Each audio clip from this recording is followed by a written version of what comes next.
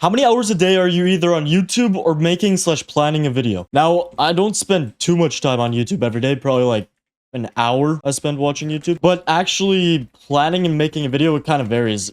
Really depends if I feel like doing it that day or if I don't want to do it that day. But I'd say if I actually feel like recording or like planning a video, then I'll spend a long time on that in a single day. I basically just go until I don't feel like doing it anymore, which I know isn't the greatest for like burnouts and stuff, and I mean, I have gotten burnt out, as you can tell from my uploads between the Every Mob in the Void and the Jurassic World video.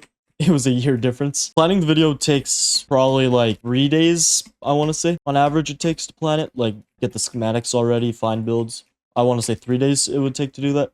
And then the build takes a long time. Build normally takes like a month. It kind of depends on how big it is. Like, my next video coming out this Friday, it took me, I think, 2 weeks. No, not 2 weeks, like 3 weeks to collect all the blocks. But yeah, that answers the question.